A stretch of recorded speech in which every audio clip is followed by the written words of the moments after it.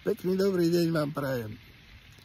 Smejem sa, ale nie je mi veľmi do smiechu, pretože v nemom úžase sledujem, čo robí môj bývalý stranický šéf, inžinier Huliak. Našťastie som odišiel pred voľbami síce zo 4. miesta na kandidátke, ale už som to jednoducho nemohol zniesť, kam tento človek smeroval. Ale vtedy som neveril tomu, kam až je schopný zájsť. Predo mnou odišiel ešte môj dobrý kamarát Miročimo, lebo prečítal skôr a videl to skôr. Nikomu sme nehovorili, prečo sme odchádzali, lebo však na čo. Ale potom neskôr, keď odišli najskôr desiatky, potom stovky členov Národnej koalície a volali nás na stretnutia a vyčítali nám, že prečo sme im to nepovedali, keď sme to vedeli. Moja odpoveď bola, kto z vás by mi bol vtedy veril? A som presvedčený o tom, že na všetko človek musí prísť sám. Ja nie som ten, kto má druhému hovoriť, čo si kto má myslieť, čo má robiť, nebodaj koho má voliť. Ale ako hovorím, v tom čase mi ani nenapadlo, kam je schopný tento podliak zájsť.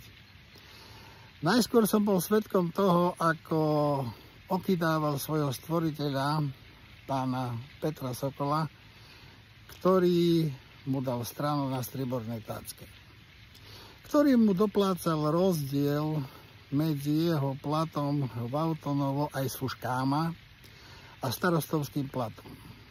Ten Peter Sokol, ktorý mu preplácal Pehánu, by mohol chodiť po Slovensku. Ako náhle ho nepotreboval, zariadil, že pán Sokol nebol zvolený ani za podpredsedu strany. A keď sa vyjadril v mene Národnej koalície, najskôr ten, snažím sa vyhýbať pejoratívnym výrazom, tak nepoviem, ten pán poslanec Ľupták sa vyjadril, že čo sa má v mene Národnej koalície vyjadrovať nejaký radový člen. Ten Ľupták, ktorý tam bol aj s cestou pár týždňov, sa takto vyjadroval o majiteľovi politickej strany, ktorý na jej čelo dosadil Huliaka v domnení, že ho bude ovládať. Nevyšlo. Keď sme odišli z Národnej koalície, veľmi vehementne sa Huliaka zastával inžinier Zacharovský. Nás nazval zradcami a kadejako ináč. Teraz, keď už ho Huliak nepotreboval a tiež sa ocitol v aute, pretože sa nemohol pozerať na to, ako nejaký pán Miškovič, ktorý nie je zmluvne viazaný ani s ministerstvom cestovného ruchu a športu, ani s typosom, sa tam pohybuje, ako keby to tam vlastnil a dosadil si tam svoju frajerku, jej matku, svojho bratranca a podobne. Podotýkam za nie nízkych mzdových podmienok. Takže nakoniec odišiel aj pán Zacharovský a čuduj sa svete, keď nám vyčítal, čo všetko sme porozprávali, on zrazu poskytuje rozhovory a hovorí o čudesných pomeroch v strane, ktorá sa premenovala na Vidiek. To všetko som bral s takým trpkým úsmevom, pretože musím povedať, že takého podlého hajzlíka, ako je Huliak, som ešte v živote nestretol a dúfam, že ani nikdy nestretnem. Ale teraz, keď sa vyjadril o doktorovi Kotlárovi, že je šarlatán a že ho ľudsky a odborne sklamal, mi skoro vystrelilo dekel.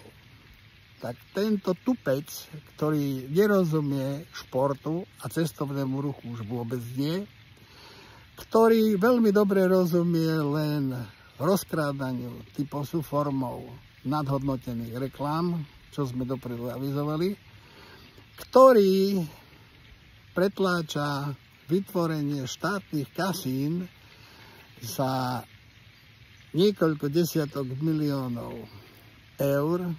Stavte sa so mnou, že tento blázon nečítal zákon o hazarde, pretože jeho povrchnosť je už notoricky známa.